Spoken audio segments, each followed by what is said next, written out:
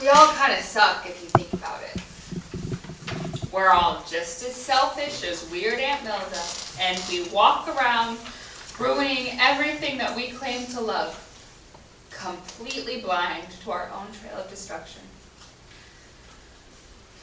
I don't think I should be this calm right now, but it feels good to have finally moved past hysterics. My arms are lead with the weight of her body forever sinking into my chest. The heat of her burns, the only warmth left in her, indefinitely seeping deep into my already desolate skin. Hold me, please. I wonder if the guilt will ever go away. It makes me nauseous. That might also be the fumes. I really didn't want much from this life. Sure, when I was a much younger man, like all younger men, I had aspirations. You pair that up with ambition and you're damn well bound to make something of yourself. You pair that with apathy and you end up like me. I didn't want much from my life when I decided to get married or when Molly was born. When she came around, I just wanted something for her. Most I hoped she wouldn't end up like me. I wanted her to have ambition, not just passion. I wanted her to fall in love with someone. Be comfortable. Feel safe. I wanted her to be happy. I wanted her to be different than me.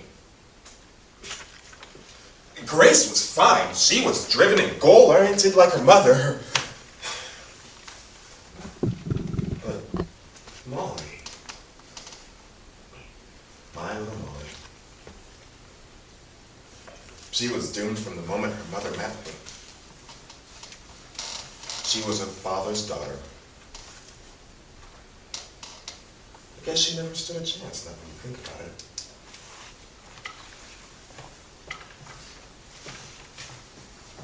Last week, I lost my Grace. Yesterday, I lost my Molly. I had to find her first in the janitor's closet to know that I had lost her.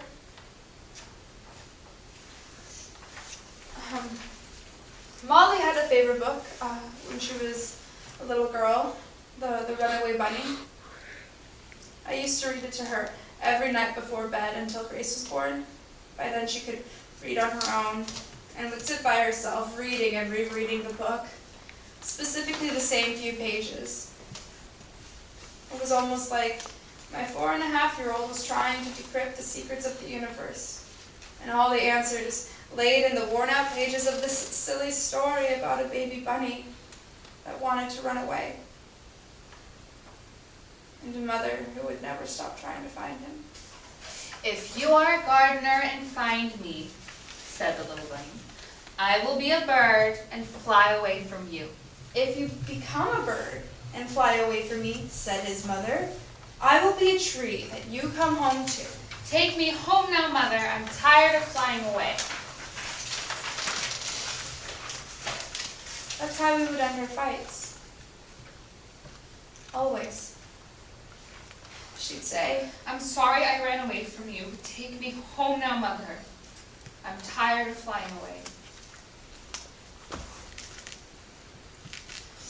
they found her in the closet holding this. It didn't say much, but somehow, in those few words, it said everything. Take me home now, mother. I'm tired of flying away. I miss my Grace. My sweet, selfless Grace, always willing to forgive and forget. Always waiting for me to come home with open arms and an open mind. I miss her smile and the way her eyes would get really wide when you were telling her a story. Grace was the best listener because you knew that whenever you were talking, She wasn't thinking about anything else, not like the rest of us. She would just listen and really hear you.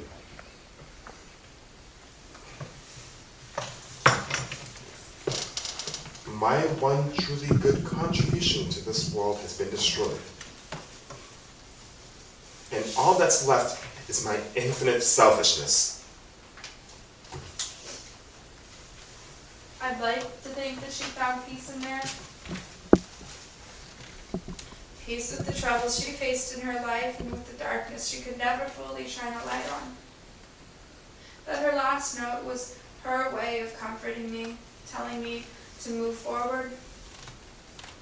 I'd like to think that my Molly lived a happy life in her last few hours.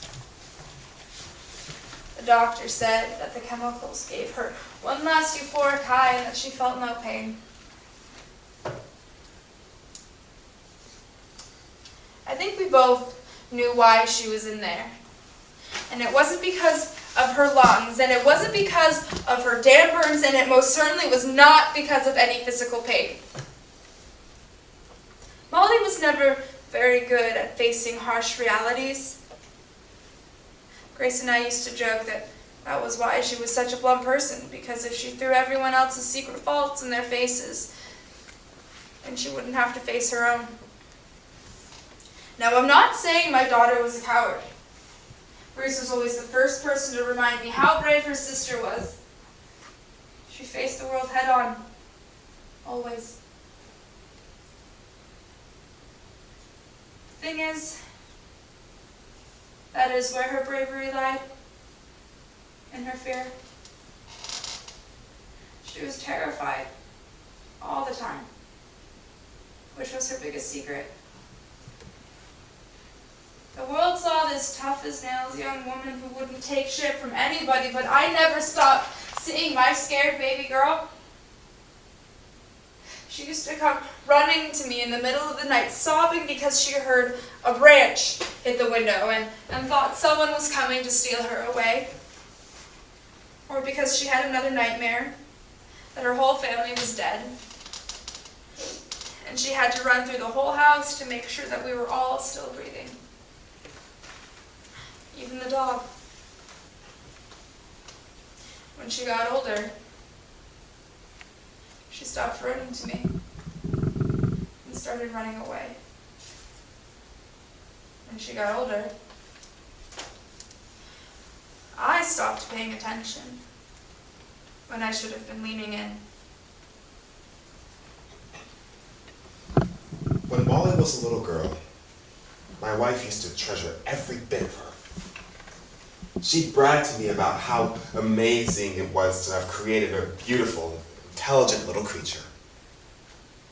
She'd spend hours doing anything and everything with her daughters. Molly and her... But as the girls got older, Molly became a foreigner in her own home. My wife couldn't understand her like she used to. They took turns pushing and pulling until there wasn't anything left but mystery and contempt. Once I caught my wife sitting alone in our bedroom, staring at a picture of Molly.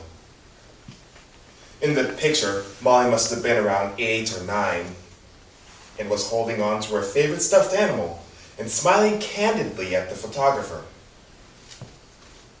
Her mother.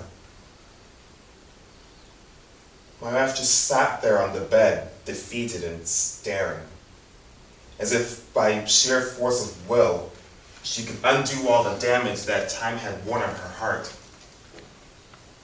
And she and Molly would be whole again.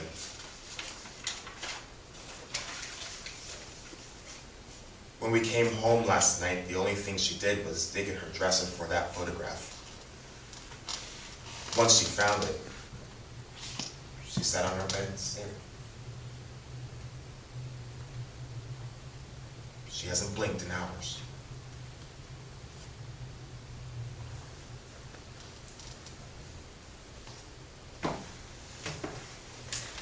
I've spent the last week pacing the fluorescent halls of the hospital, staring at my thumbs and wondering over and over and over again.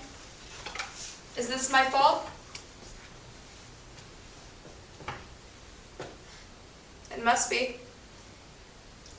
The answer comes back to me like baby Molly in the night, every time in a hurried and desperate way. Yes.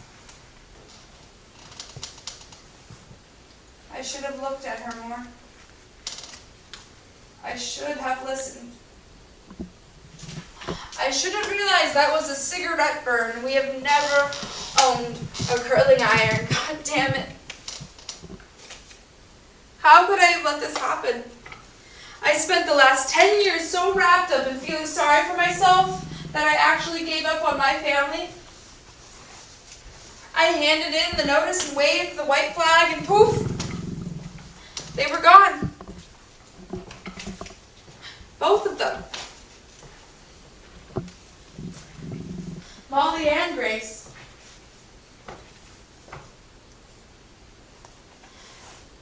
This is my fault. This is all my fault.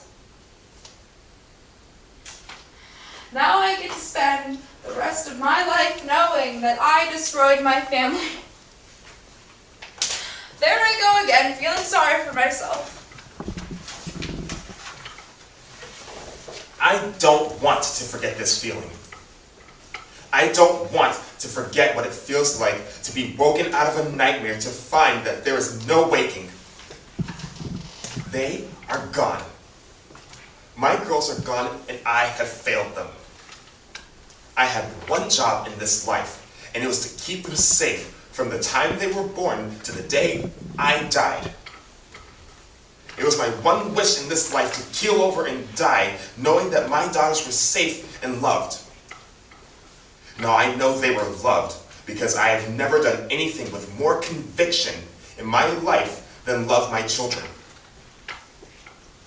But I also know that I will have to go to my grave with the gnawing teeth of failure digging into my back, digging into the back of my mind because I couldn't keep them safe. The world is filled with second chances. You take them, use them, exploit them, and ignore them. And then there's nothing. I have nothing now. I thought I had known pain before this. I thought it was hard to be alive before, but now I'd give anything for a third chance that will never come. I close my eyes and I see Grace. I close my eyes and I see Molly. I wish with every inch of my being that when I open my eyes, they will still be there.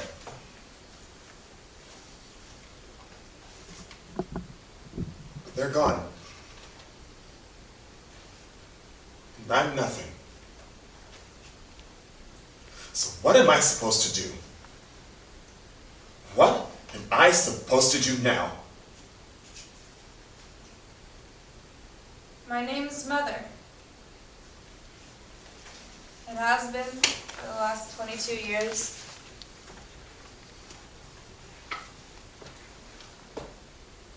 Now my children are gone. Am I still Mother? I wish I could go back to the bunny days and read to my babies again. I would tell them how much I love them, that I would look at them, really, truly see them. I would hold Molly until her nightmares were gone and she wouldn't have to run away. I am that bird now, flying far away from fear. Who will be my tree to hold me safely in their branches? Who will shelter me in the dark nights ahead? Take me home now, Molly. I'm tired of flying away.